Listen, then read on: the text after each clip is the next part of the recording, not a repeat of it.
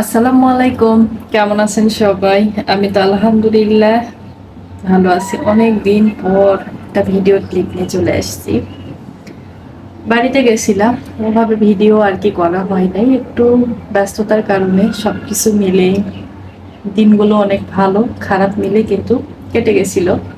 ছোট ছোট কয়েকটা ক্লিপ আছে, সেটা ইনশাল্লাহ আপনাদের সাথে শেয়ার করব।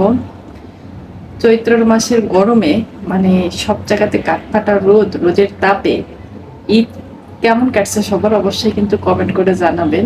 যেহেতু এখন চলে আসছি নিজের, এটা কি বলবো, কর্মস্থল তো বলা যাবে না, নিজে আর কি যেখানে থাকি আর কি, ঢাকামুখী হয়ে চলে আসছি।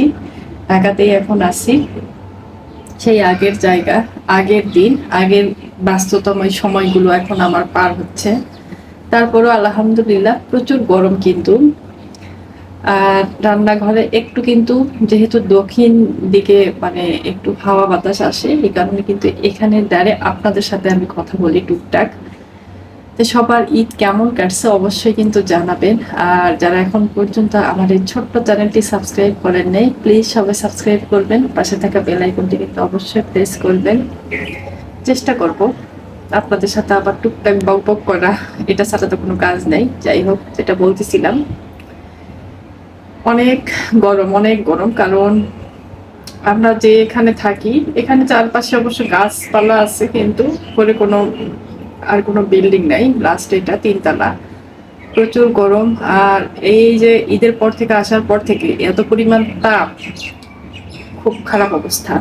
এখন সাত ঘুমাচ্ছে, আমি টুকিটাকি কাজ করতেছিলাম, তো পরে ভাবলাম অনেকদিন থেকে তো ভিডিও দেওয়া হয়নি, আজকে আপনাদের সাথে একটু বক বক করি। যাই হোক, এই কারণেই আসছি। ইনশাআল্লাহ এখন চেষ্টা করবো নিয়মিত ভিডিও দেওয়ার। সবাই আমার জন্য দোয়া করবেন, সাদের জন্য দোয়া করবেন। আপনাদের সব সময় আপনাদের মনের অন্তরস্থল থেকে দোয়া করি। অনেক গরম, রান্নাঘরে তো বকবক করলাম। যাই হোক, আজকের মতো এই পর্যন্তই। ইনশাআল্লাহ পরের কোনো ভিডিওতে আবারও কথা হবে। সেই পর্যন্ত সবাই ভালো থাকবেন, সুস্থ থাকবেন, বেশি বেশি করে আমাকে সাপোর্ট করবেন। আল্লাহ হাফেজ।